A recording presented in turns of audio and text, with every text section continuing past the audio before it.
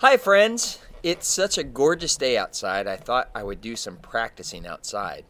And I was working on some scales, and I thought I'd leave some tips for younger students on how to learn a scale. Because I think a lot of people approach them in the wrong way and end up not really liking to practice scales. Scales are super helpful. Uh, all of our music, no matter what kind of music you play, are pretty much based off of scales and arpeggios. And when you can play your scales really well, it allows you to play so many different types of music. It allows us to play really in tune. It allows us to play with great range, high range, low range. They're so incredible.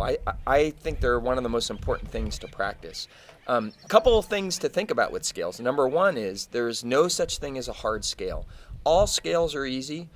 There's some scales that are more familiar, like B flat for trombone players, than say B major.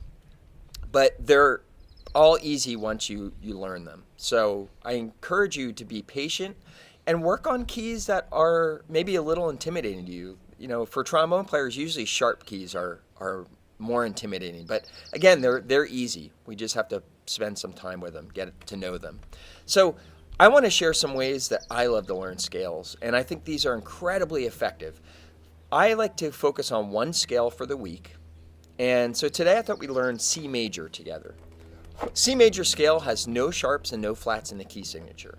So the first step in learning a scale is actually learning it away from the trombone. We're going to learn the scale just by saying the names of the notes.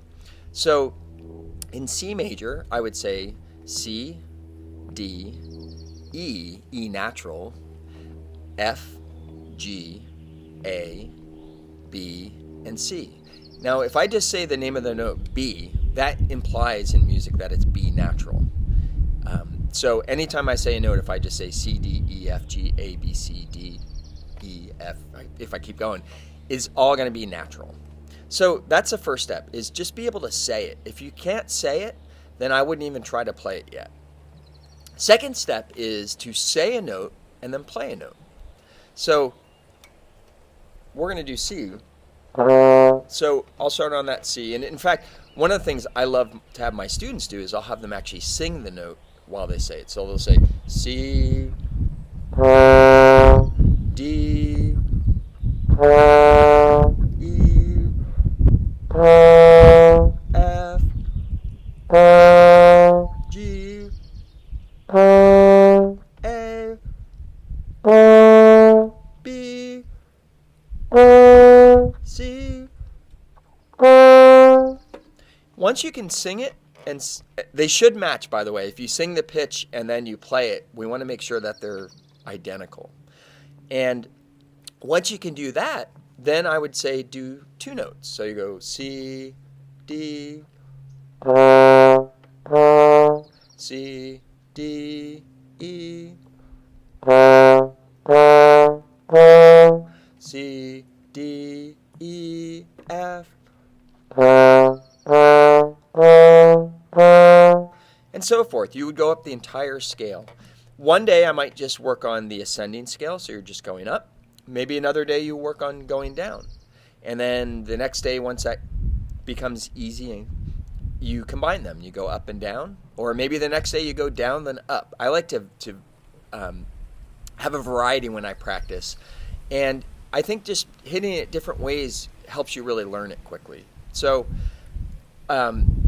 remember that when you're working on scales, first, be patient. And once you learn a scale and you start learning a second one, keep doing the first scale. Keep that in the, when you practice, keep working on that. Because if you don't, you'll lose it. And once you learn all 12 major scales, you can learn your minor scales, you can learn modes, you can learn chromatic scales. Be sure to also learn the arpeggios, the first, third, and the fifth note of each scale. And all this will have just a humongous, powerful effect on how well you play. You will improve so quickly.